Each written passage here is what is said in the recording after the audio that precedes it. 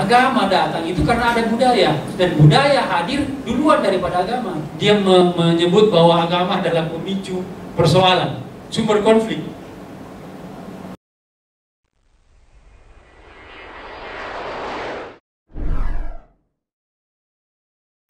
Baik Bapak Ibu, di hadapan kita pemateri kita telah hadir. Untuk pengalaman kerja beliau sendiri semasa hidup di Kairo di Mesir, beliau adalah staf kedubes Kedutaan Besar RI Republik Indonesia Kairo tahun 1995 sampai 2013. Nah, jadi 16 tahun. Nah, luar biasa. Nah, di Mesir sendiri Pak, sebagai gambaran bahwa kehidupan keberagaman di sana itu sangat luar biasa. Jadi di Mesir itu umat beragama, jadi di sana itu yang mayoritas agama Islam dengan agama Kristen itu luar biasa, sangat hidup rukun.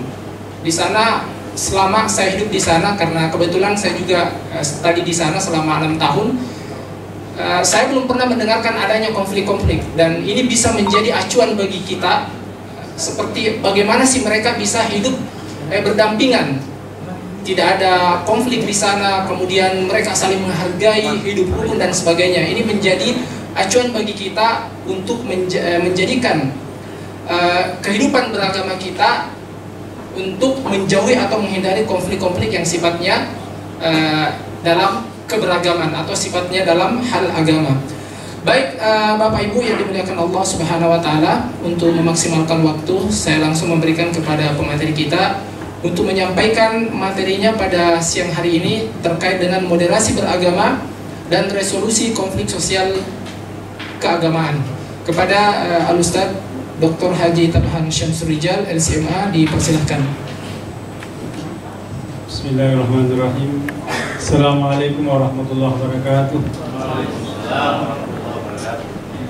Salam sejahtera buat kita semua. Alhamdulillah wa syukurillah wa sallallahu ala rasulillah.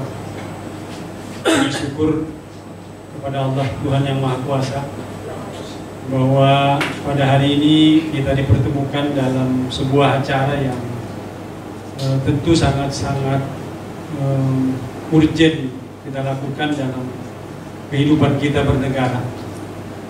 Karena Indonesia ini sangat unik. Tadi CV saya itu 20 tahun lebih saya di Mesir. Artinya banyak negara-negara di dunia Arab saya injak. Tidak ada yang sama dengan Indonesia. Unik sekali, ya. Tadi sudah disampaikan sedikit kenapa di Mesir itu tidak ada konflik beragama, karena memang sukunya tidak ada. Suku tidak ada. Mau dikatakan suku Mesir ya sudah, paling kalau ada sedikit ada nama Nobi. Nobian itu perbatasan dengan Mesir dengan Sudan. Kita ke negara-negara lain seperti misalnya di Libanon, mungkin ke Maroko, Aljazair, semua sukunya satu. Datang ke Indonesia sabrek-abrek. Ya. Bahasa juga begitu. Mereka tidak ada bahasa lain. Bahasa Arab sudah satu. Satu daratan. Ya. Daratan juga begitu. Jadi ini Indonesia unik, dan kalau kita mampu mempertahankan kehidupan moderasi beragama seperti saat ini, itu sungguh sangat luar biasa. Sungguh sangat luar biasa. Saya juga menemukan banyak negara yang konfliknya setengah mati tidak bisa diselesaikan. Nanti kita akan bicara, kita bisa menimba pengalaman dari pengalaman saya selama 20 tahun di luar negeri. Baik, kita lanjut ya. Saya sebutkan di sini ada salah paham terkait dengan moderasi ya. Ada yang biasa mengatakan moderat itu artinya ada yang beranggapan bahwa sikap moderat dalam beragama berarti tidak teguh pendiriannya. Kenapa? Atau tidak sungguh-sungguh dalam mengamalkan ajaran agama. Ini terkadang ada yang keliru seperti ini. Misalnya kapan kita temukan ini? Ketika di penghujung tahun Masehi, saya mengajar di Universitas Gosowa setiap kali di bulan Desember pasti saya ditanya, Pak, bisa gak kita mengucapkan selamat hari Natal? Itu pasti muncul itu. Kenapa? Didasari dengan kesalahpahaman bahwa kalau dia mengucapkan selamat hari Natal, maka dia dianggap tidak teguh pendiriannya di dalam beragama. Ini kesalahpahaman. Kesalahpahaman. Ya, untung saya dosen yang pernah hidup di negara seperti Mesir yang sangat toleran dalam beragama. Dulu di Indonesia ini, kalau kemarin kita dengar itu bagaimana Menteri Agama dihujani, kritikan hanya karena mengucapkan selamat kepada ya, Bahai. Padahal kalau kita ke Mesir, itu Grand Sheikh Al-Azhar setiap momen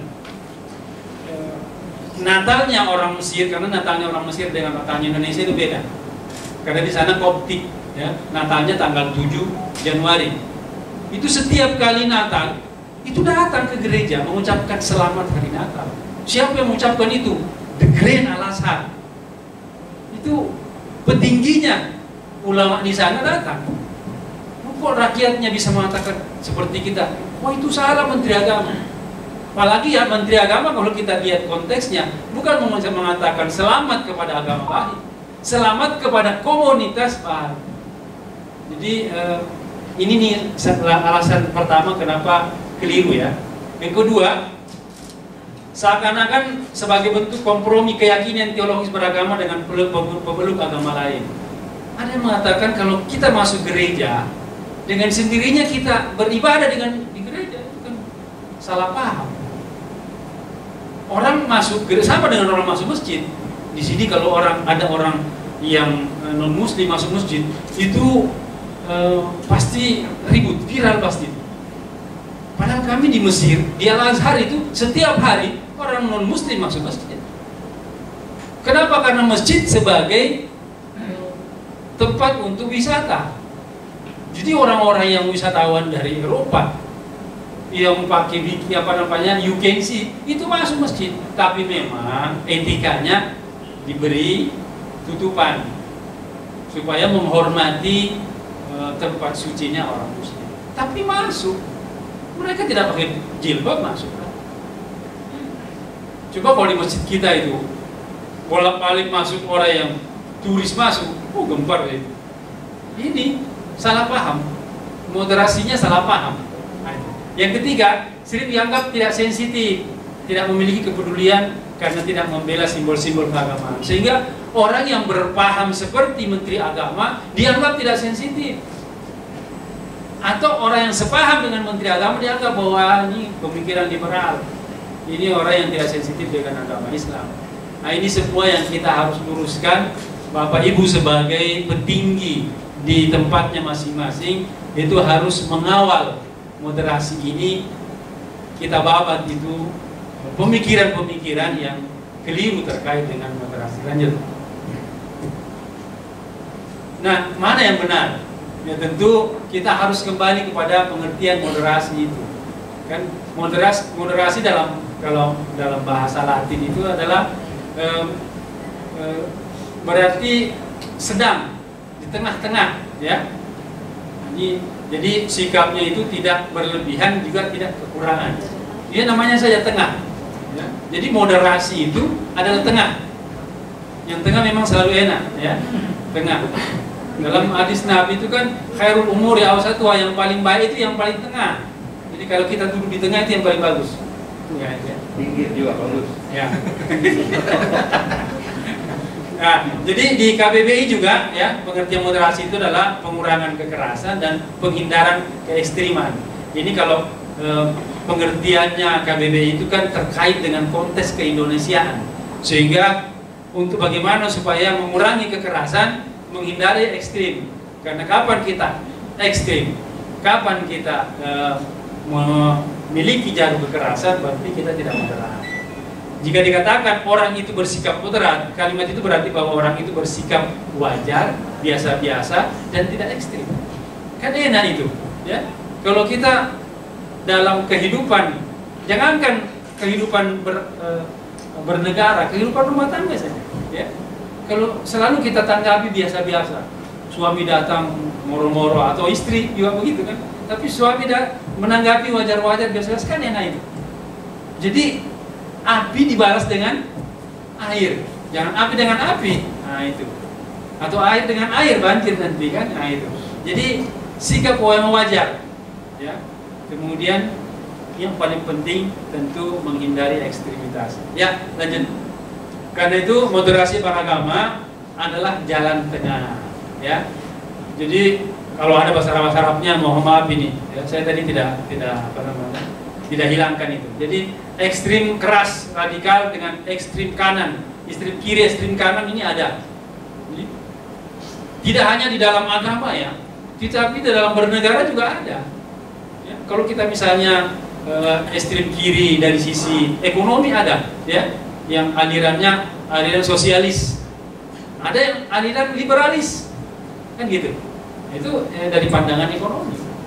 Tapi kita harus yang di tengah. Makanya Indonesia aliran ekonominya adalah aliran ekonomi Pancasila. Ya tuh? Tidak ke liberal, tidak juga ke sosiologis. Gotong royong. Kemudian tidak berlebihan, tidak berkekurangan. Ini khususnya dalam pandangan keagamaan. Ya. Pandangan keagamaan itu ada orang yang cukup ekstrim di dalam beragama. Kalau dalam Islam itu cuma ada dua, halal haram, halal haram, halal haram. Padahal dalam Islam kan ada abu-abu. Ini dia tahu dia hanya hitam putih saja. Nah, ya, hitam putih saja. Nah itu. Jadi itu ekstrim dalam beragama. Ada juga yang sangat-sangat toleran. Jadi perbedaannya sangat mencolok. Apa itu? Dia katakan bahwa semua agama itu sama. Nah ini tidak bisa. Umat Kristiani tidak mungkin memandang kita orang Islam sama, tidak. Orang Buddha juga begitu. Nah kita juga orang Muslim tidak bisa memandang bahwa kita sama. Kenapa? Ya tempat ibadahnya saja beda. Ya. Artinya karena tempat ibadahnya yang beda, akhirnya yang disembah juga beda. Berarti kan harus beda. Tidak bisa sama. Sehingga kalau ada aliran yang sangat toleran, nah itu opositnya ekstremis. Ya. Ada yang disebut dengan fundamentalis. Ya. Artinya sangat kental dengan agamanya sehingga tidak mau tahu dengan agama lain. Ini bahaya. Nah, ini yang bahaya. Ya. Sama bahayanya orang yang fundamentalis, sama bahayanya dengan orang yang sangat-sangat toleran. Ya, toleran kita boleh di dalam beragama, kita mengerti dengan agama lain, itu toleran dalam beragama. Tapi tidak berarti bahwa hari ini saya sembah Tuhanmu, besok kau sembah Tuhanku. Nah, itu. Kenapa kalau dalam Islam itu kan turun ayat itu lakum dinukum waliyadin, itu simbol toleransi agama itu kan dalam Islam. Bagimu agamamu, bagiku agamaku. Kenapa turun ayat itu? Karena orang kafir Quraisy datang kepada Nabi. Muhammad, sudahlah, tidak usah kita berkonflik dalam persoalan agama ini. Kita atur damai saja. Kata Nabi, apa itu atur damainya? Begini saja, minggu ini saya sembah Tuhanmu, minggu depan kau sembah Tuhanku. Nah itu. Sehingga turun ayat, bagimu agamamu, bagiku agamaku. Ya, ini tidak boleh. Tidak boleh. Ini terkait dengan ifrat wa tafrid dalam bahasa Arabnya, jadi terlalu berlebihan, terlalu berkurangan. Ada kebenaran tunggal dan kebenaran sebuah yang benar. Ya, ini tadi yang saya katakan bahwa ada sekelompok pemeluk agama yang mengatakan hanya dia saja yang benar. Ya. Tidak hanya di dalam Islam, di dalam umat Kristiani juga ada begitu. Ya, ada konflik yang internal di antara mereka. Mohon maaf, bisa saya nanti diluruskan kalau salah, bahwa misalnya Kristen Katolik menganggap dia yang paling benar, datang Protestan tidak, kami yang paling benar. Nah, gitu. Di dalam Islam juga begitu. Ada konflik namanya Sunni Syiah. Sunni mengatakan kami lah yang paling benar. Udah datang Syiah tidak, kami yang paling benar. Nah itu. Jadi ini yang bahaya ini. Jadi ada konflik antar umat beragama, ada konflik inter umat beragama. Antar agama kita dengan agama lain, Islam, Kristen, Buddha, ya, Hindu, Konghucu dan seterusnya. Itu antar umat beragama. Tapi yang lebih bahaya sebenarnya, sejauh pengamatan saya ya, itu yang saya katakan tadi, ada konflik di dunia ini yang tidak beres, tidak bisa disembuhkan. Apa itu?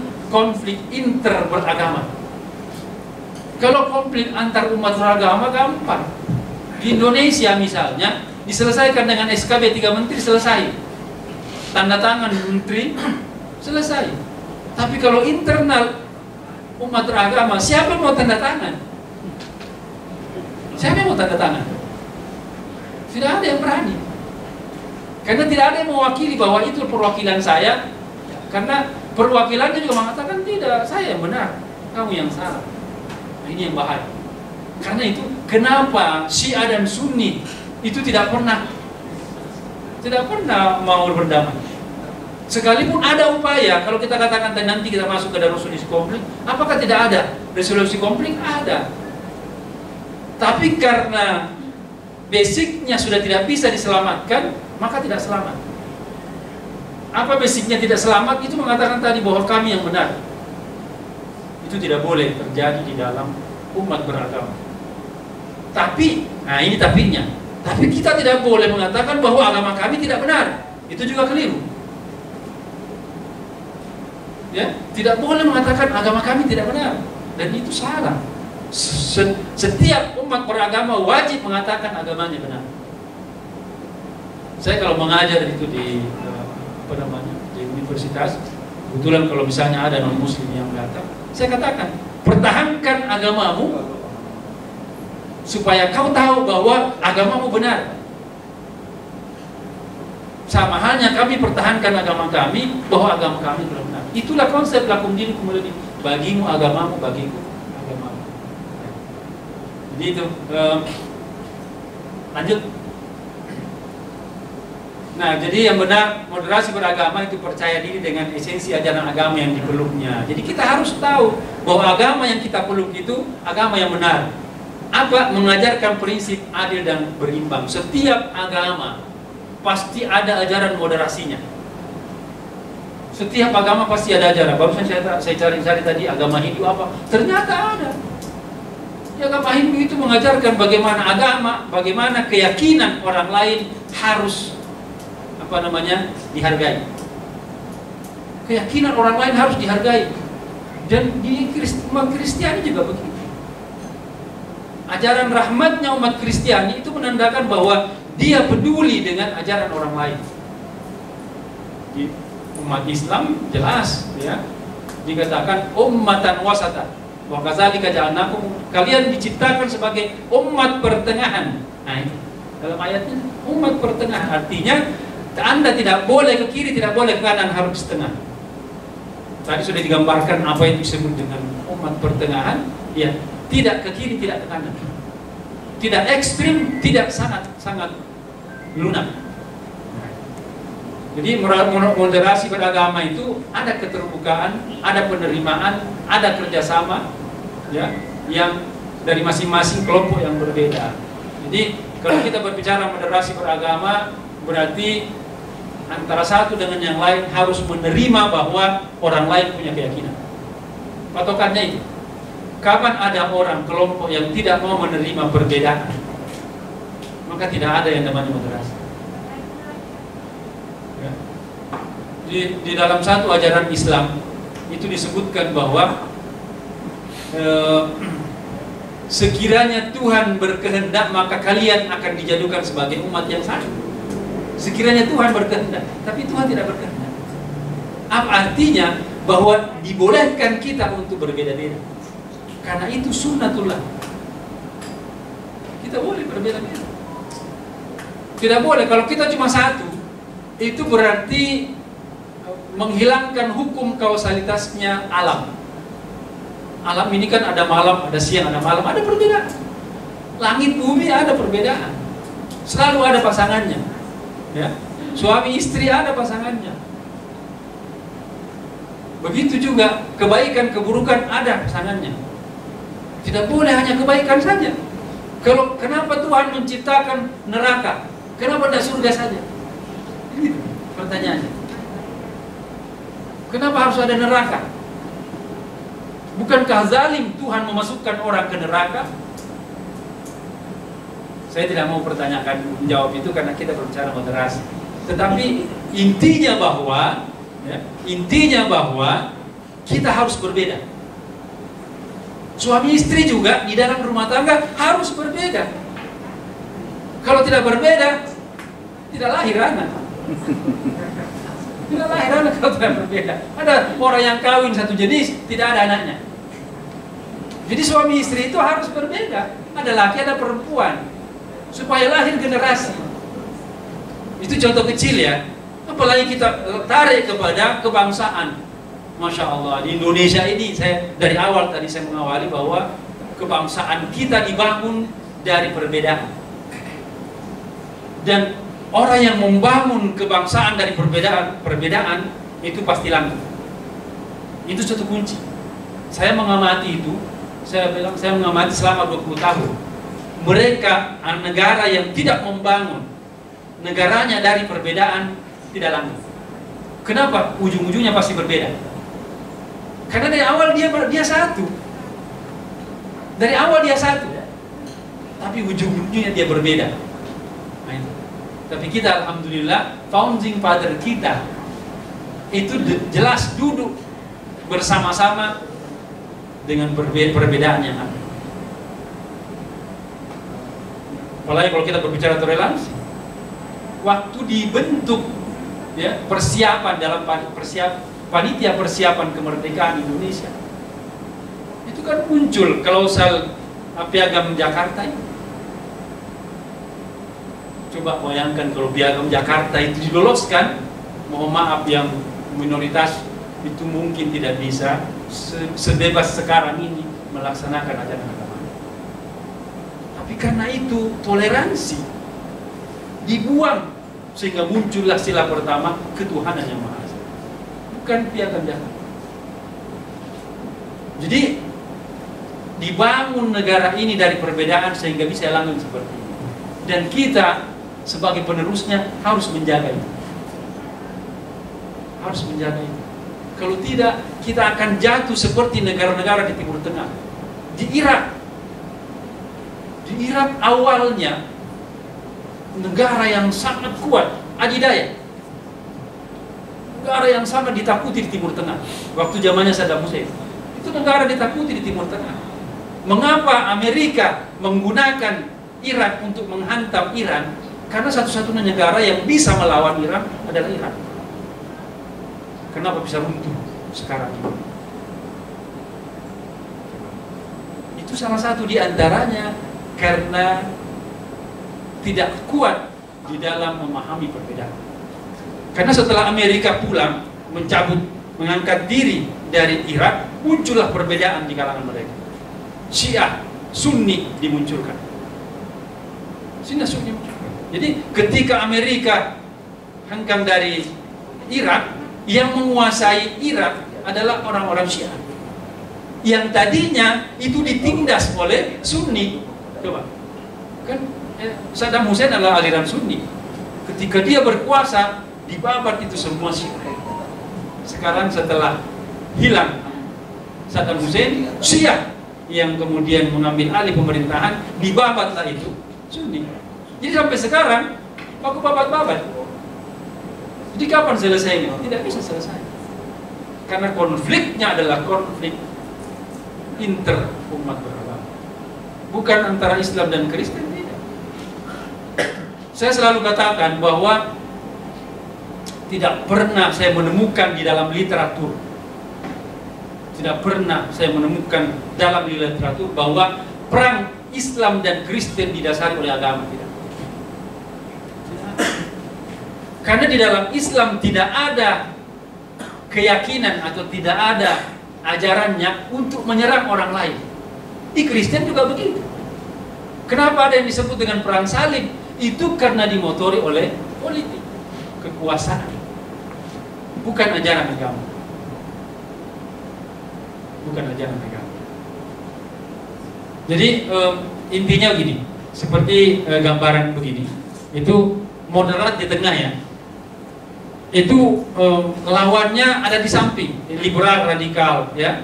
Ifrat atau tafrid yang tadi yang saya sebutkan, ada yang terlalu keras, ada yang terlalu longgar ya. Yang kalau di bawah itu tasahul tasyadud, ada yang memudah-mudahkan, ada yang terlalu ekstrim ya. Nah jika dianalogikan seperti ini, moderasi itu ibarat gerak dari pinggir yang selalu cenderung menuju pusat.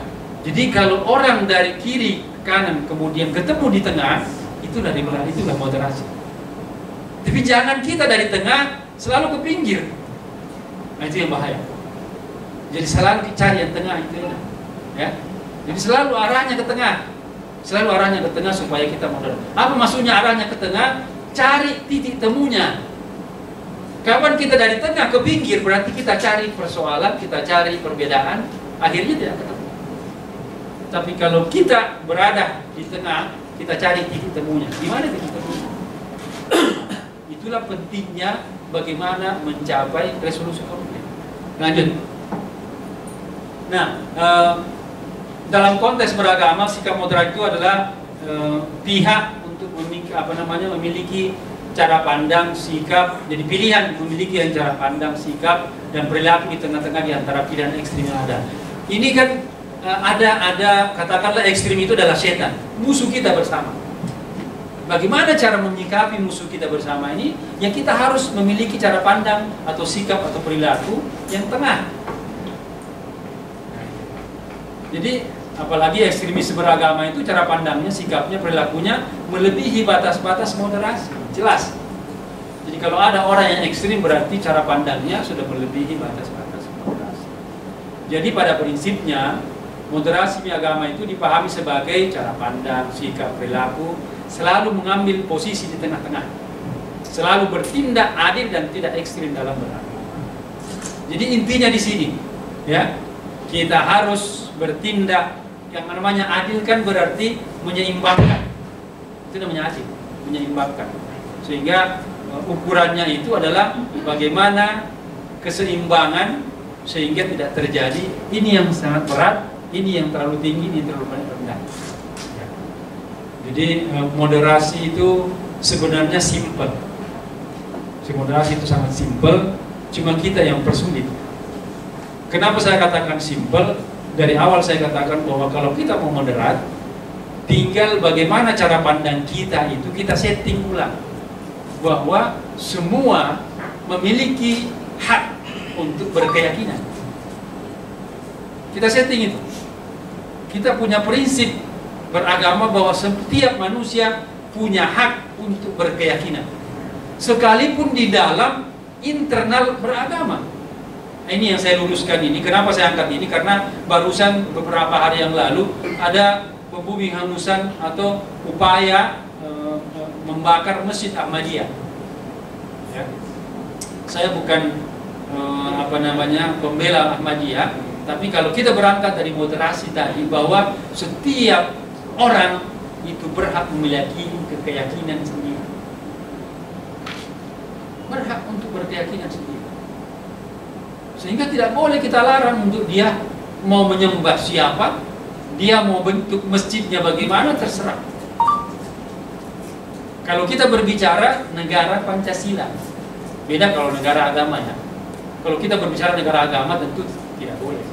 Tapi di Indonesia adalah negara Pancasila, maka setiap orang berhak untuk melaksanakan atau berkeyakinan sesuai dengan keyakinan sendiri. Sehingga Ahmadiyah boleh hidup di Indonesia, Syiah boleh hidup di Indonesia. Makanya tidak ada sebenarnya larangan dalam, apalagi kalau kita kembali ke konstitusi. Tidak ada. Tidak ada klausal di konstitusi yang melarang orang atau Syiah Ahmadiyah untuk kemudian beragama di Indonesia. Ini internal agama Islam ya. Saya sebutkan ini kenapa? Karena barusan di Kalimantan itu ada pembakaran Masjid Ahmadiyah. Dan di Makassar juga pernah terjadi. Nah, padahal Ahmadiyah itu adalah satu sekte keagamaan yang besar. Pusatnya ada di London. Ya. Dulu pusatnya di di Lahore, di Pakistan sana, tapi sekarang ini itu berkembang pesat, ya. Berkembang pesat, jutaan, ya. Ada teman saya yang diundang, ya, dosen di UIN diundang ke London untuk berkunjung ke markasnya Ahmadiyah. Jadi kalau saya, kenapa kita tidak bebaskan saja mereka beragama sesuai dengan Islam? Kalau kau mau bangun masjid sendiri, bangun saja. Yang penting bukan dari kocek saya, ya kan gitu. Silakan bangun masjid sendiri. Yang salah itu kalau dia pergi kampanye, sini kau salat, di sana salatnya, itu salah. Itu misalnya ada masjid ini khusus Syiah, kemudian dia berkuar-kuar di luar, di sini nih salat yang paling bagus, di sana itu salah semua. Itu salah. Itu namanya memprovokasi. Tapi kalau dia diam-diam salat di situ, dia tidak merecoki orang lain, kenapa kita tidak biar? Sudah dibilang, ini pejuang Syiah ini, pembela Syiah, bukan. Karena keyakinan itu antara kita dengan Tuhan. Keyakinan masing-masing setiap agama itu antara pemeluknya dengan Tuhan. Sehingga tidak boleh ada orang yang memaksakan, di sini kau salat deh. Tidak boleh. Ya. Boleh menyeru orang untuk masuk ke dalam agama, boleh, tapi tidak boleh memaksa. Karena itu tadi konteksnya la ikrah, tidak ada paksaan. Tapi dalam konteks menyeru orang boleh. Saya pernah ditanya, bagaimana itu konsep Kristiani yang disebut dengan misionaris. Saya bilang, selama dia tidak memaksakan orang untuk pindah agama, tidak masalah. Memang dia punya cara tersendiri untuk bagaimana ya menarik simpati orang untuk pindah agama. Itu cara. Ya. Tapi kemudian memaksakan orang untuk pindah agama, itu yang salah. Jadi kalau ada misionaris datang memaksakan orang untuk pindah agama, itu salah, perlu dibabat. Tapi kalau dia cuma datang menyerukan atau memperkenalkan agamanya, why not?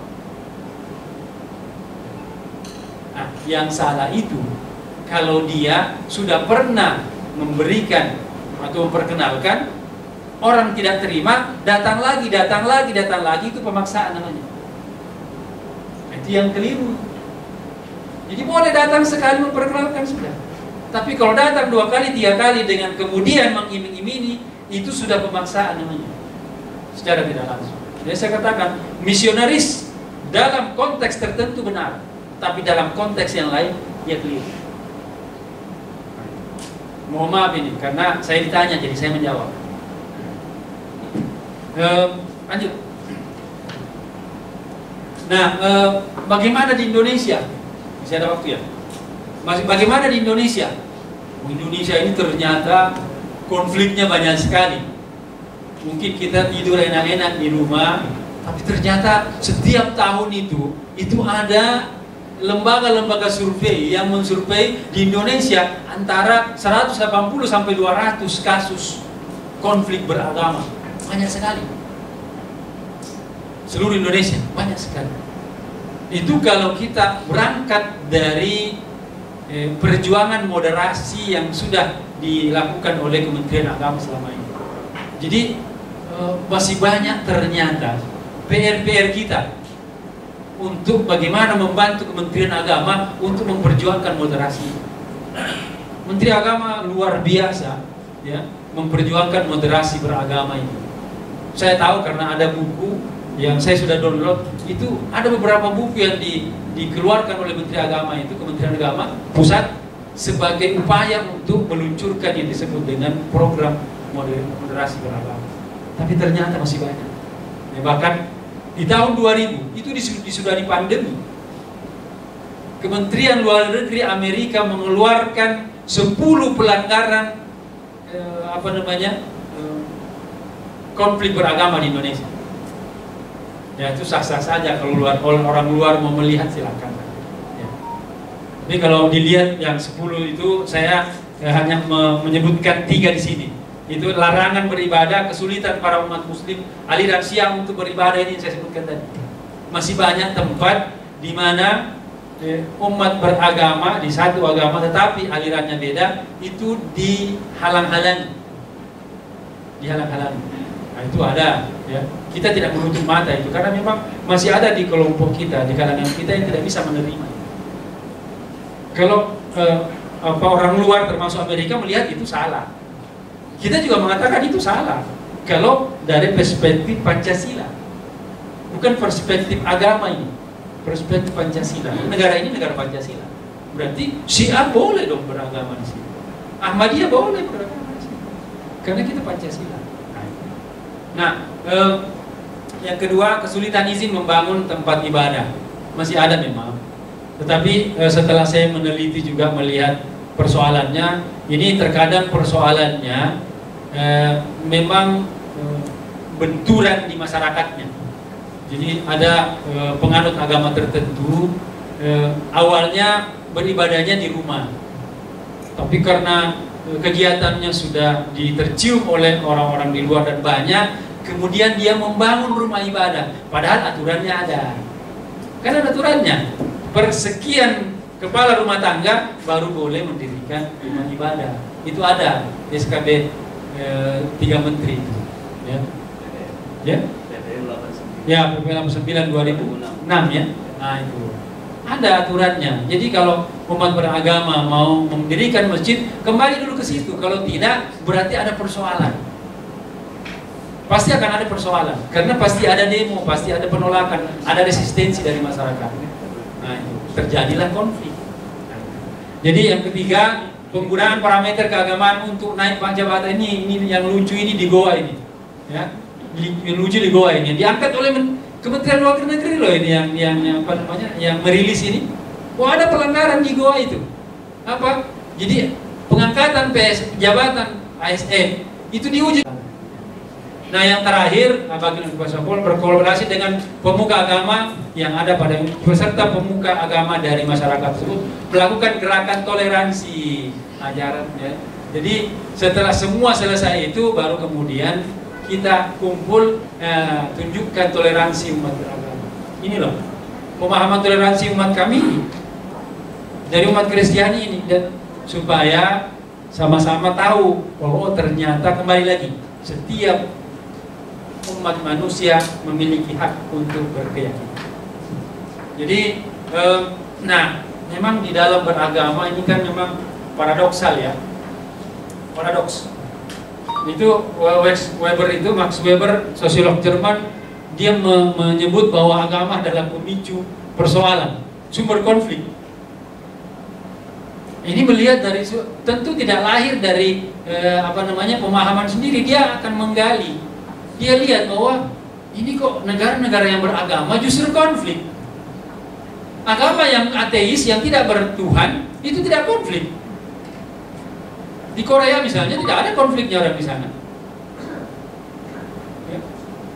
Saya waktu awal pandemi, ya, Februari 2020, saya ke Korea. Ya. Saya sempat bertanya, kamu punya agama apa? Dan di sini kita tidak punya agama. Punya agama. Waktu anak saya juga mau ke sana karena pakai kerudung, saya tanya, anak saya bisa diterima di sekolah sini, bisa enggak dengan berkerudung? Kata dia, kita tidak urusi agama di sini. Agama itu urusan masing-masing. Mau beragama mau tidak terserah. Itulah yang dikatakan oleh Max Weber bahwa agama pemicu konflik, karena dilihat seperti di Korea tidak ada persoalan.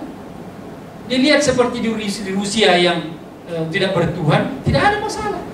Kenapa di negara Timur Tengah yang notabene sumbernya agama, justru dia yang berkonflik? Kan itu. Sekarang kalau kita lihat, negara mana di Timur Tengah yang tidak konflik?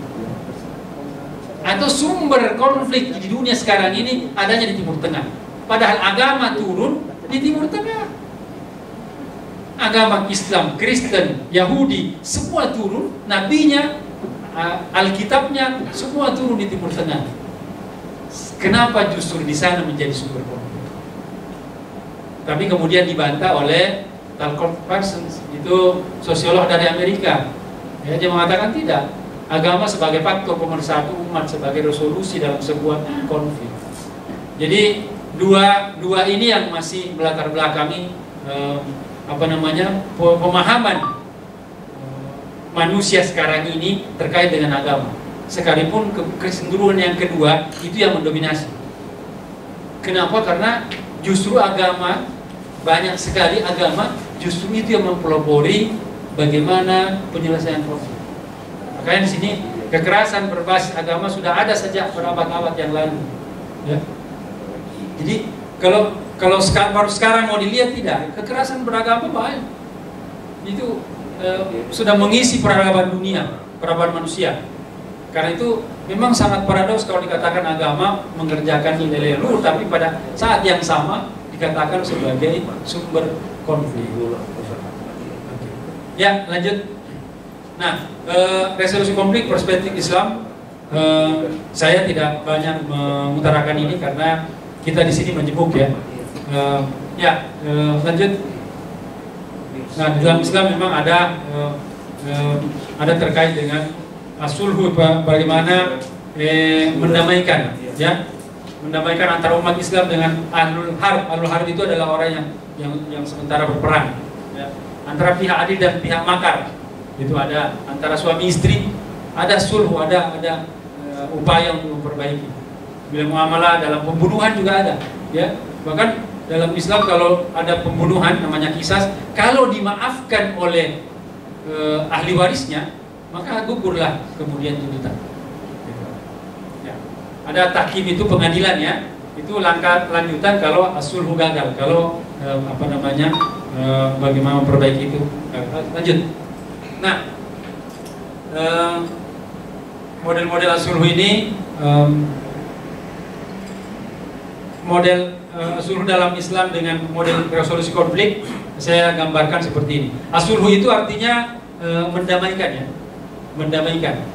Jadi berkaitan misalnya dengan konflik komunal. Konflik komunal itu adalah konflik yang terjadi di masyarakat, bisa karena adat, bisa karena tersinggung bahasa. Dulu pernah kami konflik di Kairo itu karena ketersinggungan bahasa. Hanya ketersinggungan bahasa. Ya. Jadi ada orang Jawa yang mengolok-olok orang Sulawesi. Ya kan, kita itu macam-macam, ya. Anumi, atumi, apami, yang itu yang, tapi karena sering sehingga tidak enak di telinga. Kalau sekali dua kali dia ngomong begitu mungkin nggak masalah, tapi karena sudah sering akhirnya tersinggung kawan. Itu konflik berkepanjangan, artinya konflik antar suku bisa sampai begitu. Ya, gitu. Ini Pak Malengki ketuanya dulu kerukunan keluarga Sulawesi di sana, itu banyak sekali mendamaikan itu karena konflik budaya. Nah, itu. Jadi di kita juga konflik budaya sangat-sangat rendah. Ya. Hubungan konflik antar negara, ya ini. Ya, oke. Kayaknya habis.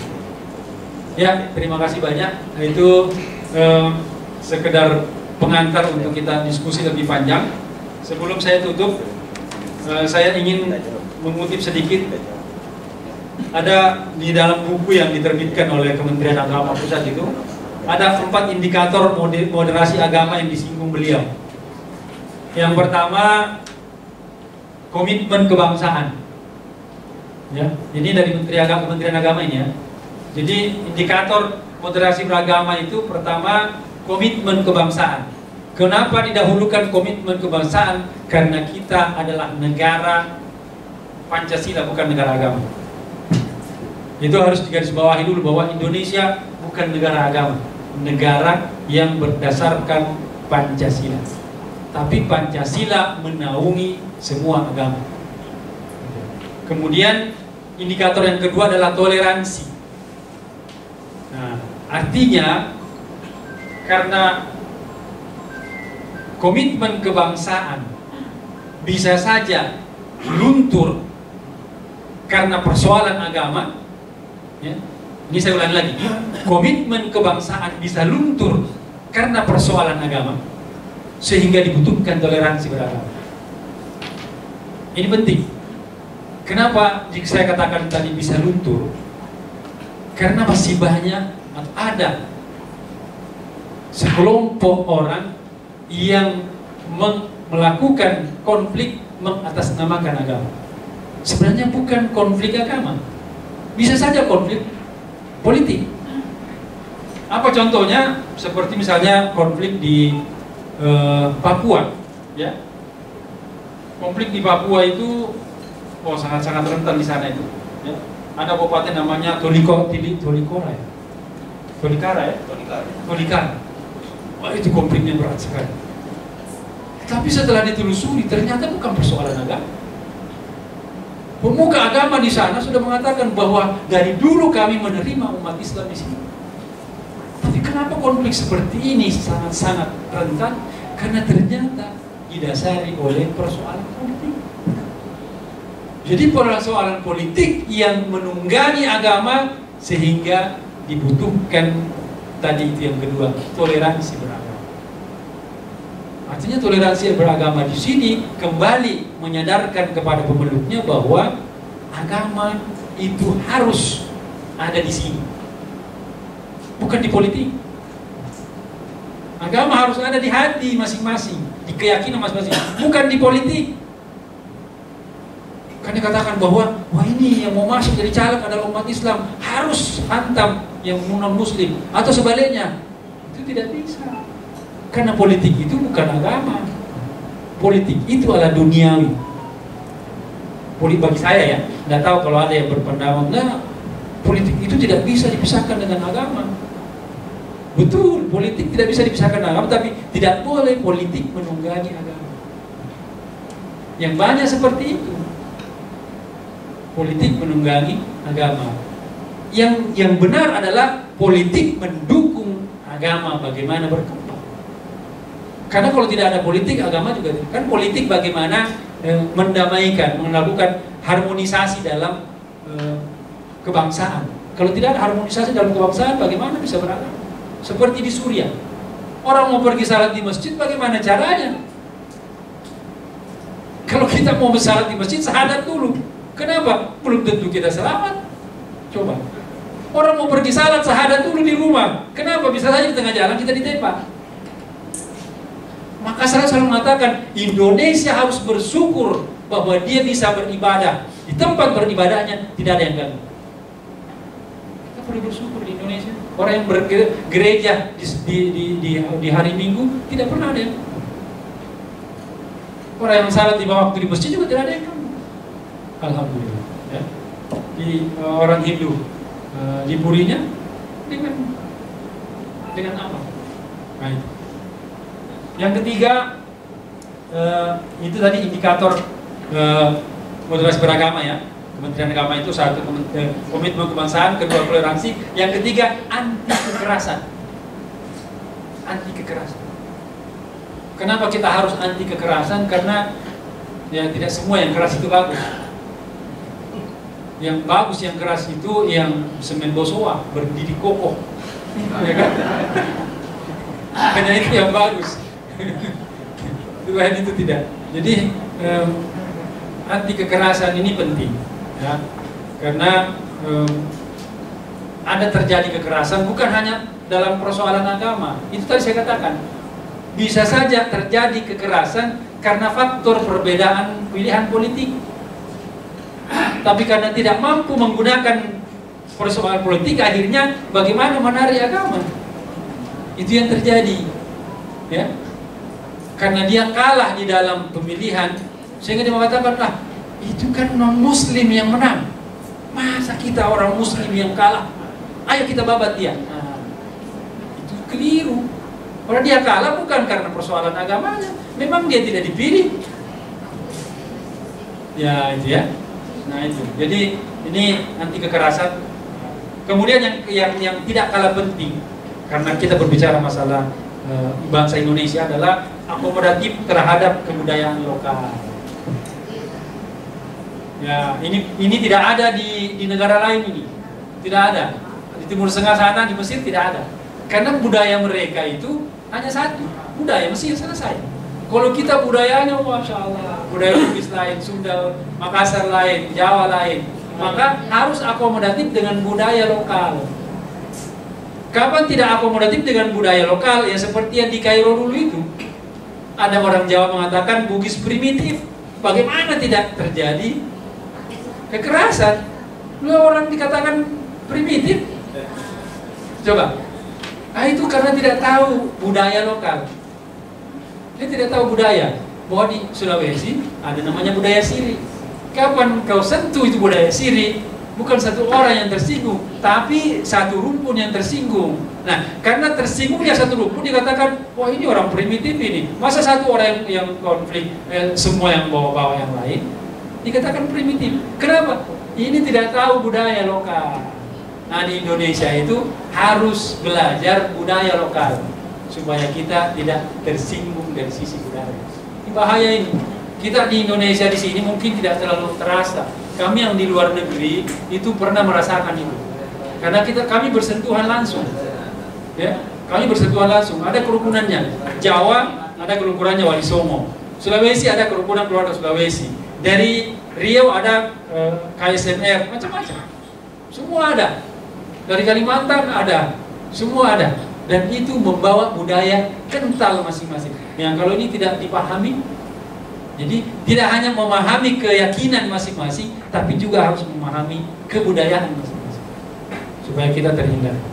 Ya, itu dari saya. Terima kasih. Kalau ada yang kurang dan tidak berkenan, saya mohon dimaafkan. Sekian. Assalamualaikum warahmatullahi wabarakatuh.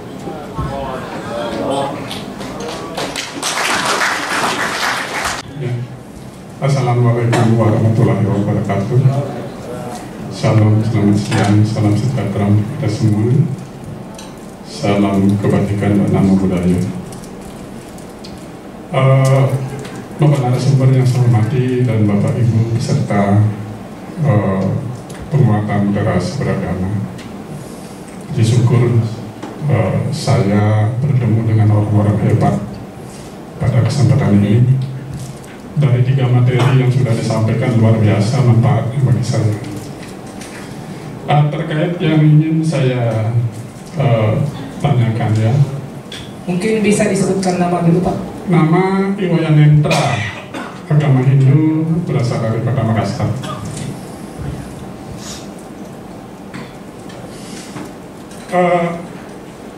Terkait dengan pertemuan kita, Pak, sebenarnya di tataran untuk kita ya, mungkin di level kita ini masalah agama, konflik agama sebenarnya tidak ada masalah ya. Karena mungkin pengertian kita sudah sama-sama paham tentang agama yang kita yakini. Tapi di tataran akar rumput dalam masyarakat itu ini yang jadi masalah. Dan sering sekali terjadi konflik, terutama antar umat beragama. Termasuk kerenggangan-kerenggangan yang tercipta belakangan ini. Saya masih ingat pada waktu saya awal-awal tinggal di Kota Makassar ini, itu keakraban kami itu luar biasa dan dengan masyarakat lingkungan kami. Ya, kami di situ merasa berkeluarga. Apalagi ada hari raya, Pak. Kita saling silaturahmi, kita saling bawakan makanan. Tapi belakangan itu budaya itu sudah hilang, Pak. Karena mungkin sebabnya terlalu saling curiga. Ya, apalagi istilah kafir tadi yang diutarakan itu. Ya, ya ini mungkin kadang-kadang kami memberikan makanan pada tetangga itu katanya tidak dimakan. Ya, dibuang bahkan. Ya. Nah, inilah yang menyebabkan budaya-budaya yang luar biasa itu sekarang tidak ada lagi, Pak. Ya, ini real, Pak. Ini fakta. Nah, bagaimana kira-kira untuk yang merubah anggapan ya, anggapan ini supaya kembali ke pada awalnya ya. Saya ingin seperti awal itu ya, saya rindu seperti itu ya. Nah, inilah yang kadang-kadang kita harus akui bahwa kegiatan atau radikal itu memang ada dan bahkan tumbuh dan berkembang mungkin, Pak. Nah, ini mungkin yang perlu kita ajak diskusi mungkin pada kesempatan yang baik seperti ini, mungkin perlu kita hadirkan di sini supaya kita sama, Pak, pandangan kita itu tentang bagaimana kita mencari jalan yang terbaik untuk keberagaman dan negara persatuan kita. Mungkin itu, terima kasih. Oke, terima kasih Pak. Langsung saja mungkin penanya yang ketiga, Bapak yang di depan. Disebut. Perkenalkan, nama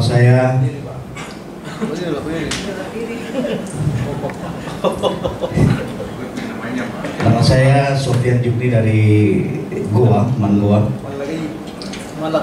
Malagaji tempatnya dingin. Saya mungkin agak sedikit berbeda, ya, karena pemateri sendiri mengatakan bahwasanya kalau harus berbeda, maka ada beberapa hal yang saya ingin sedikit pembeda dari apa yang disampaikan. Saya menggeluti dunia moderasi ini 2 tahun Pak, bahkan saya sampai di Palembang, Surabaya, itu mewakili Kanwil Kemenak Sosial. Wah, luar biasa. Tetapi ada yang perlu kita pembeda dari Pak Tabhan ini.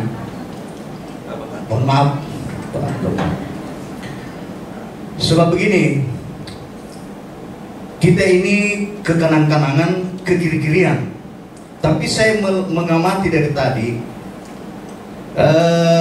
mohon maaf pemateri, ada yang terlalu ke kiri-kiri. Terlalu ke kiri-kiri. Iya, terlalu ke kiri-kiri. Saya berikan contoh begini.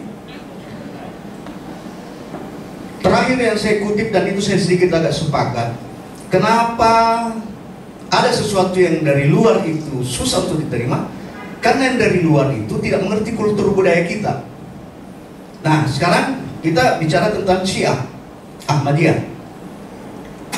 Syiah itu masuk tidak mengerti kultur budaya di Indonesia. Kultur beragama tidak dipahami. Sehingga ini yang susah, ini yang seharusnya kita cari. Ya, jadi bukan berarti bahwasanya Syiah itu kita tolak, tidak.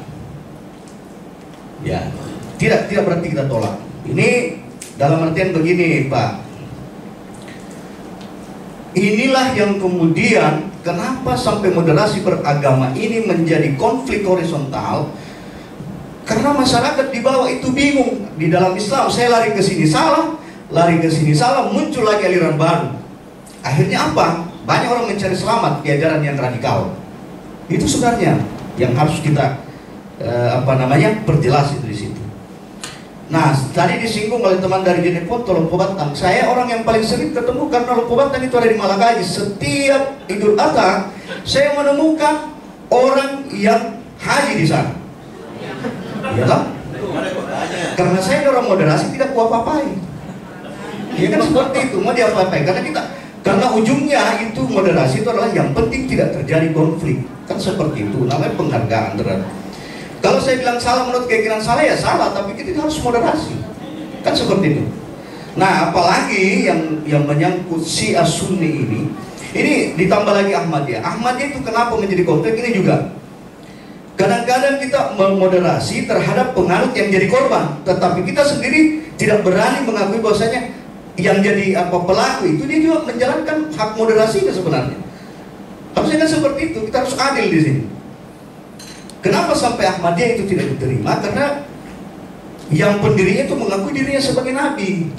Nah, pertanyaannya kemudian, kita sebagai orang Islam, hak moderasi kita juga ada. Cuma yang jadi persoalan kemudian, karena terjadi aksi kekerasan, kan intinya itu di situ. Itu satu. Kemudian yang kedua, kembali Bapak yang dari Bali tadi, dari Bali Pak, ya, mohon maaf. Betul yang disampaikan. Sebenarnya apa yang saya sampaikan ini sama yang disampaikan oleh Bapak tadi. Ini kejadian yang terjadi di akar rumput. Ini yang terjadi di akar rumput. Anggaplah ini saya dari akar rumput, Pak. Nah, sebenarnya dari kegiatan ini, judulnya kan penguatan. Penguatan ini yang saya harapkan sebenarnya ya betul-betul penguatan. Betul-betul penguatan.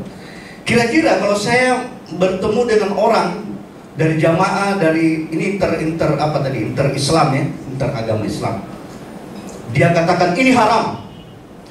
Karena begini, kita mengeluarkan dalil dari Al-Quran, dia juga dalilnya Al-Quran. Kita mengeluarkan hadis, dalilnya juga hadis. Seharusnya kita ditambahi muatan-muatan. Kalau dia bilang haram, ini dalilnya, ini dalilnya, ini dalilnya.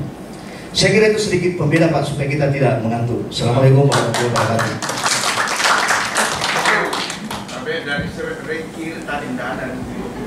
Ya. Oh ya, silakan Pak yang bagian Supaya saya ya. 4 orang dari Bapak Armin, kemudian Bapak Wayanetra ya, dari saudara kita dari Hindu, kemudian ada Bapak Sofian, kemudian ada Bapak Sampai dari Toraja. Silakan Ustaz. Terima kasih. Saya yang terakhir dulu, suka yang terakhir tadi, Bapak yang terakhir, suka saya yang terakhir dulu itu. Sebenarnya kalau dari sisi pengamalan tadi itu berarti mengamalkan Bhinneka Tunggal Ika itu. Ya. Jadi perlu aplaus dulu lah. Jadi, tapi kembali saya garis bawahi bahwa ini kasuistik. Ini tentu tidak bisa kita temukan di tempat lain. Jadi kalau apa yang Bapak lakukan kemudian kita tarik supaya dilakukan di orang lain, justru salah. Karena nanti keluarga saya ada Kristen, ada apa macam-macam, padahal agama melarang itu. Ya, tapi karena Bapak terlahir dari situ, itu tidak masalah. Nah, itu dari sisi keluarga ya. Jadi dan itu sah-sah saja bahwa dalam satu keluarga ada yang berlainan agama. Nah, itu tadi kembali kepada pertanyaan yang pertama tadi itu. Tapi saya belum menjawab itu, yang saya masih yang terakhir. Terkait dengan kenapa orang beragama itu justru dianggap dengan tanda petik ya sumber konflik. Apa ada yang dikejar? Kenapa justru yang tidak beragama tidak berkonflik? Saya pikir jawabannya sudah jelas bahwa betul ada yang dikejar. Apa itu? Karena ada keyakinan orang beragama bahwa di sana ada surga, ada neraka. Kalau orang tidak beragama, tidak mengenal, mati ya mati, selesai. Ya. Tapi kalau orang beragama itu, what next after the death? Apa setelah mati? Itu surga dan neraka. Nah persoalannya ini, siapa yang masuk surga, siapa yang masuk neraka? Nah itu yang masalah. Karena ada orang yang mengkapling. Nah itu, yang kapling itu yang salah. Tidak ada mandat dari Tuhan, kok dia kapling. Kenapa dia kapling? Dia mengatakan, kalau kau lakukan ini, maka kau masuk surga. Kau lakukan ini, mau masuk neraka. Padahal surga dan neraka itu milik Tuhan. Kewajiban kita adalah berkeyakinan dan beribadah. Selesai. Persoalan Allah memasukkan kita surga dan neraka, itu urusan Tuhan. Nah ini persoalannya Pak. Kenapa konflik di kalangan umat beragama, khususnya Islam? Karena itu tadi. Ada yang merasa bahwa dialah yang punya mandat untuk menunjuk orang, membawa orang ke surga atau neraka. Siapa itu? Misalnya Sunni mengatakan, oh saya yang benar, kalau kau lakukan ini, kau masuk surga. Kalau kau lakukan ini, masuk neraka. Datang Syiah juga begitu. Datang Ahmadiyah juga begitu. Nah itu, jadi masalahnya di situ. Nah, tapi ini tidak bisa tentu tidak boleh larut-larut dalam persoalan ini. Harus ada pembenahan. Nah, inilah nanti yang akan menjadi mungkin rekomendasi. Saya lanjut terkait kearifan lokal, yang memang Kementerian Agama tidak salah bahwa itu harus mengakomodir, karena memang agama ini, saya biasa dibenturkan dengan pertanyaan, mana yang kita dahulukan, agama atau budaya? Sebenarnya tidak boleh ada pertanyaan ini seperti ini lahir, karena agama datang itu karena ada budaya, dan budaya hadir duluan daripada agama. Budaya duluan daripada agama. Misalnya agama Islam turun, sudah ada budaya Arab. Agama Kristiani turun, itu sudah ada budaya orang di sana. Sama juga dengan Hindu dan seterusnya. Jadi tidak bisa kemudian agama datang, budaya dihilangkan, tidak. Tapi dikawinkan antara agama dan itu. Jadi ada perkawinan. Ya. Tentu yang ada tidak semua harus dikawinkan. Karena yang kawin itu yang cocok. Yang tidak cocok jangan kawin. Iya. Itu perkawinan budaya dan agama. Jadi bukan berarti bahwa menyatukan, tidak. Sama dengan suami istri. Sudah dia kawin, tidak berarti bahwa dia menyatu, betul, tidak. Masing-masing membawa perbedaan di dalam. tetapi kemudian dia kawin, dia ikut tentram di dalam karena dia tahu bahwa perbedaan ini mendatangkan kenikmatan. Nah itu. Jadi budaya dan agama harus dikawinkan, tapi tidak boleh kemudian disamakan. Salah, tidak bisa disamakan. Jadi kalau misalnya tadi budaya lokalnya di Tanah Toraja seperti itu harus dikawinkan dengan agama, betul. Tapi kemudian kita harus samakan, misalnya agamanya kita masuki, kemudian ibadahnya kita ikuti, itu tentu salah. Kita tidak boleh salat dengan salatnya orang lain tidak boleh salat dengan salatnya juga. Tapi kita boleh kawinkan.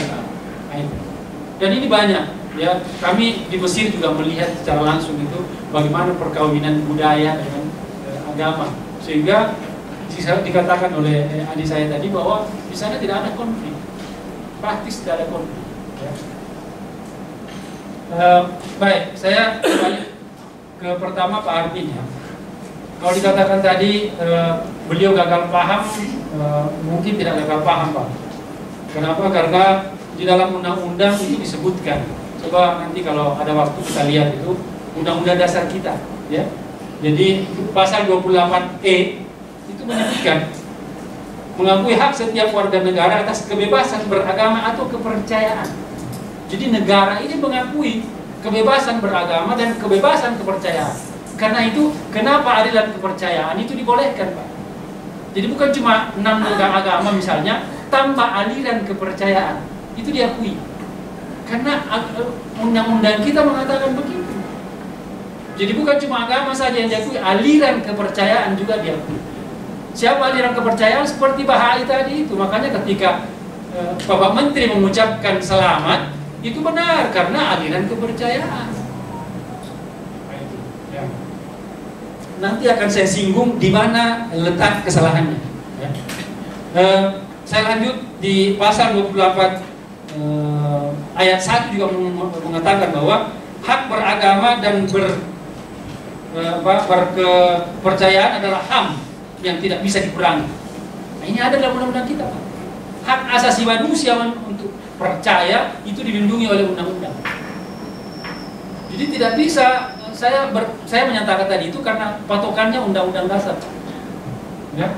Jadi ayat 28E kemudian ayat 28 pasal 1 itu jelas bahwa itu hak asasi manusia. Jadi kalau ada merusak itu berarti merusak HAM, bisa dituntut. Jadi saya tidak mau. Makanya saya disebut tadi kekiri-kirian. Nah, ini dasarnya di sini, Pak. Saya bukan kekiri-kirian. Saya lanjut ke Bapak. Ya. Saya disertasi saya yang saya tulis di UIN itu terkait dengan politik Syiah. Jadi saya tamat dengan Syiah. Tapi saya bukan pembela Syiah. Saya cuma prihatin dengan Syiah. Prihatin, bukan pemerhati, Pak, prihatin. Kenapa saya prihatin? Karena saya melihat Indonesia ini kan negara Bhinneka Tunggal Ika, artinya semua agama boleh, semua kepercayaan boleh. Kenapa aliran Salafi boleh tumbuh di Indonesia? Kita tahu namanya aliran Salafi. Aliran Salafi itu adalah bagian daripada Sunni yang sedikit ekstrim. Aliran dari Sunni tapi ekstrim. Kenapa Syiah tidak boleh? Coba. Aliran Salafi itu masuk ke masjid. Mohon maaf kalau ada Salafi di sini. Ya. Masuk ke masjid, pertama jadi mungkin muazzin. Ya. Setelah itu jadi imam. Setelah itu jadi pengurus masjid. Setelah itu diambil masjidnya. Dan itu terjadi. Kenapa dibolehkan? Syiah yang datang dari luar, kita tahu bahwa Salafi dari luar juga. Kalau kita mau buka-bukaan, Salafi itu didanai, Pak. Didanai. Saya tahu didanai karena mereka datang ke kami, ke keluarga, minta tanah kami di Jeneponto. Kebetulan orang mertua saya di Jeneponto, Pak. Dan saya insya Allah buat pesantren di Jeneponto. Itu dia minta, kasih tanah wakaf itu, kami akan bangun universitas di sana. Saya bilang, dari mana dananya? Dia bilang sudah ready dananya. Coba. Jadi saya tidak mengada-ada. Mereka didanai. Kenapa aliran lain tidak boleh? Ini kan berarti saya prihatin, Pak. Bukan saya membela Syiah, tapi saya prihatin. Yang lain boleh, Syiah tidak boleh. Kenapa? Karena unsur Syiah ada unsur politik di dalamnya. Itu yang saya gali di disertasi saya, Pak. Ya. Jadi saya bukan kiri-kirian, tetapi saya memprihatin termasuk dengan Ahmadiyah. Apa bedanya Ahmadiyah dengan kelompok Bahai? Kenapa Bahai boleh? Kenapa diucapkan selamat? Ketika Ahmadiyah tidak boleh, padahal semua dari luar, Pak. Bahai bukan asalnya dari Indonesia. Bahai bukan dari Indonesia, dari Timur Tengah. Tapi boleh. Kenapa? Itu karena itu saya katakan tadi bahwa negara kita melindungi semua aliran kepercayaan. Nah, letak kesalahannya di mana, Pak? Jadi pertama, tadi saya katakan, saya sudah singgung bahwa ada forum yang kita sebut dengan forum antar umat beragama. Ini ada, Pak.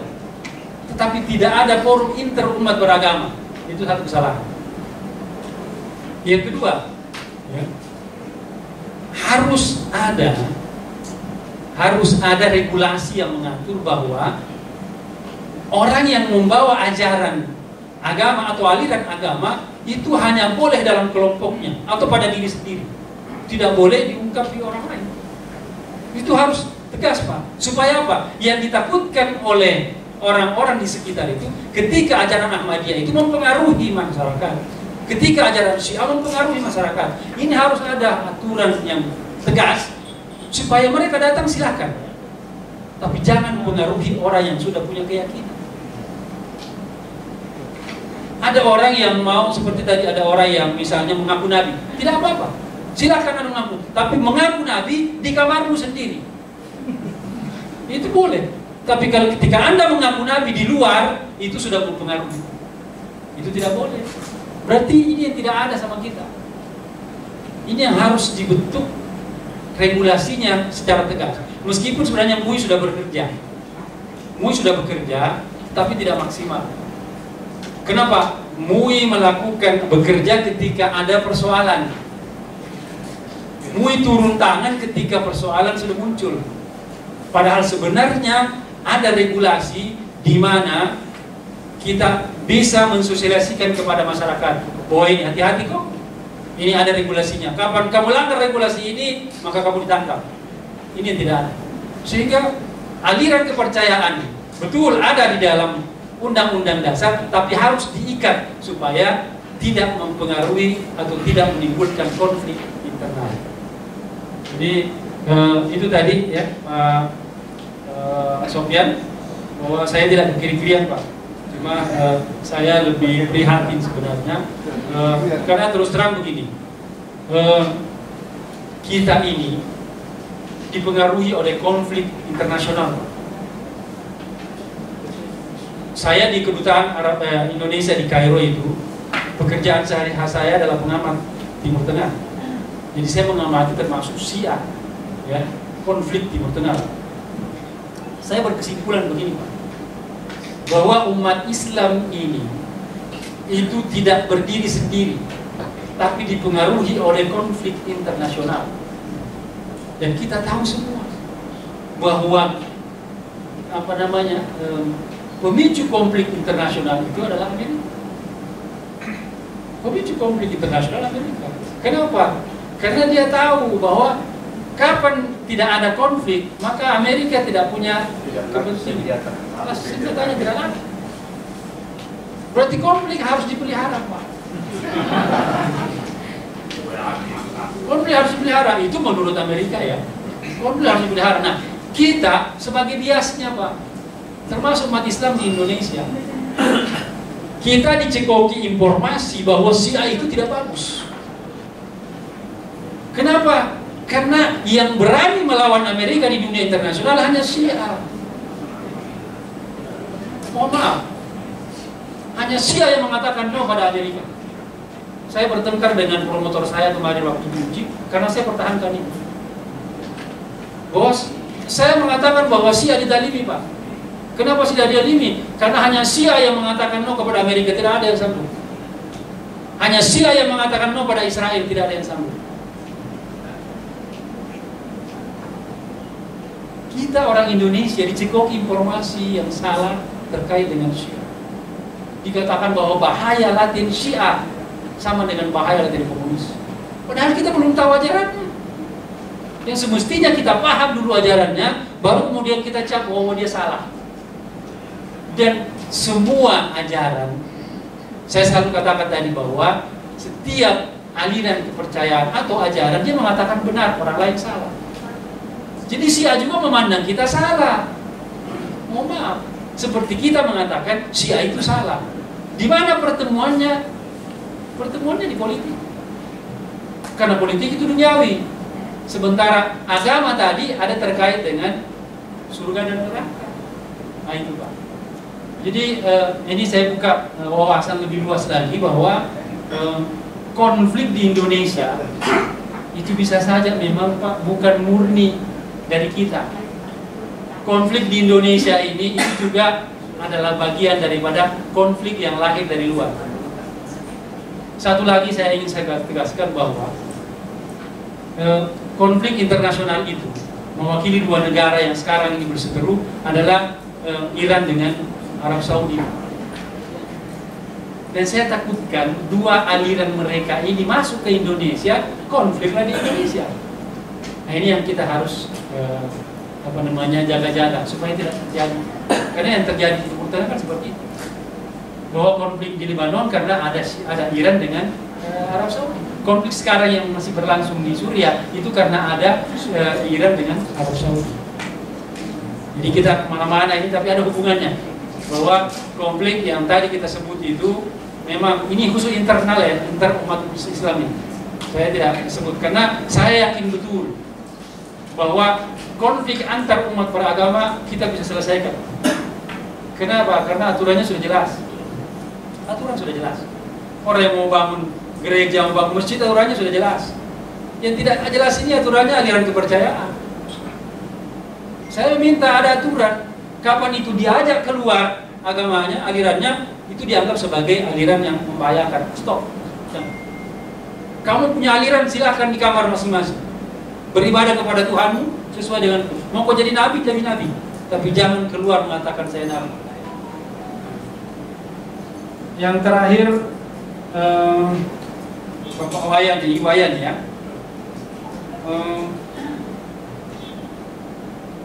Apa yang Bapak sudah pernah lakukan itu memang bagus sekali ditindaklanjuti Pak. Bahwa kita masih solidaritas ya, solidaritas keumatan lah istilahnya, atau solidaritas antar bangsa itu penting. Ya. Jangan berhenti hanya karena makanannya tidak dimakan Pak. Silakan bawa ke rumah saya, salah saya makan. Ya, kenapa? Karena memang kalau tidak lahir dari situ, mau lahir dari mana Pak? Kita tidak punya regulasi. Jadi akar rumput ini yang harus sadar. Ada pertikaian di dunia internasional yang dibawa ke nasional. Jangan akar rumput ikut-ikutan. So, kapan akar rumput tapi ikutan, itu nanti akan dijadikan sebagai tumbal. Ini kan yang sekarang dilakukan Amerika Pak. Dia datang ke negara tertentu, dia buat kacau itu negara, setelah itu dia menonton dari luar, tepuk tangan orang yang berkelana.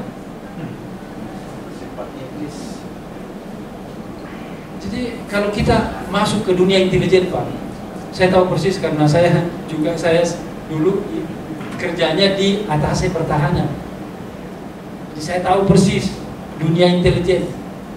Dan yang berlaku di Indonesia, intelijennya Amerika itu yang mempropagandakan kita. Itu yang mempropagandakan kita. Dia sekarang ini tidak berhasil membenturkan agama dengan agama, tidak berhasil. Karena kita sudah kokoh di situ Pak. Kita dengan umat Kristiani sudah kokoh, tidak bisa dibenturkan lagi. Dengan Buddha, dengan Hindu kita kuat, tidak bisa dia benturkan Pak. Sekarang dia cari celahnya, dia mau dibenturkan dari dalam. Sekarang mulai dari Islam, tapi tidak menutup kemungkinan dia akan masuk di Kristen. Dibenturkan nanti Protestan dan Katolik, bisa. Itu kerjanya Amerika. Mungkin keluar dari sini saya ditangkap, tidak apa. Tapi itu, jadi saya kembali mengatakan bahwa saya hanya prihatin sehingga muncul narasi seperti ini. Kita tentu tidak mau semua ini terjadi, tapi itulah negara kita. Ya, negara kita belum mandiri terus terang. Kalau negara kita mandiri, kita tolak Amerika, tapi kita tidak bisa. Kita tidak bisa, karena negara kita masih ketergantungan. Beda dengan Turki, Pak. Saya negara observasi, saya Turki dulu. Saya juga amati negara Turki. Negara yang saya acungkan jempol sekarang ini adalah negara Turki. Termasuk negara yang bisa mengatakan no kepada Israel. Dia tarik duta besarnya dari Israel karena protes. Kalau Indonesia, Pak, tidak bisa. Selalu mengatakan kita mengenal politik bebas aktif. Waduh, sudah usah gitu, Pak.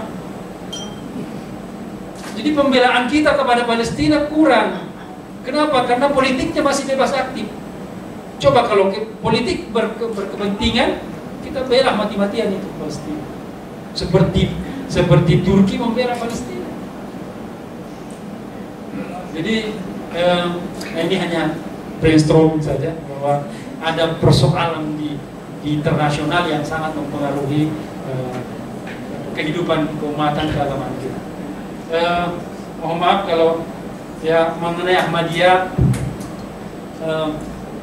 mungkin kesalahannya karena terlalu cepat ingin eksis. Mungkin ya sama dengan Syiah, terlalu cepat ingin eksis.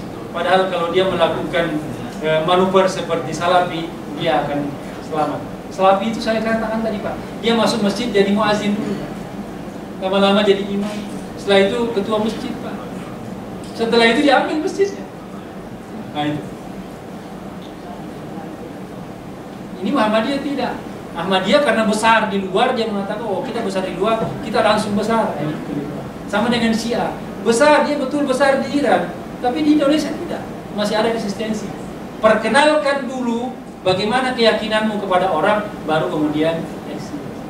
Karena kalau orang tahu bahwa ternyata perbedaan kita dengan Syiah hanya dari sisi ini, perbedaan kita dengan Ahmadiyah, karena seperti misalnya Ahmadiyah tadi sebutkan bahwa ada nabinya, itu masih bisa ditolerir, Pak, karena ada rasionalitas yang mengatakan bahwa khatamul anbiya dalam Al-Quran itu, khatam itu dia mengartikan dalam konteks bahasa Arab, khatam itu adalah stempel, Pak, bukan akhir. Kita yang non Ahmadiyah mengatakan tidak, khatamul anbiya itu adalah akhir. Kalau dia tidak, khatam itu stempel. Artinya Muhammad itu adalah stempelnya Nabi, bahwa dia Nabi yang terbaik. Tapi tidak berarti bahwa tidak ada Nabi setelahnya. Ya itu kan pemahaman. Iya tuh, pemahaman yang berbeda. Sama dengan di dalam Sunni ada kalau Syafi'i, Hambali, Hanafi, Maliki, itu bisa berbeda.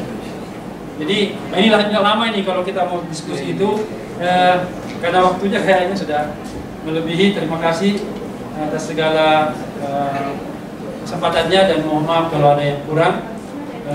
Terima kasih. Kembali lagi saya pada moderator. Baik, Bapak Ibu hadirin.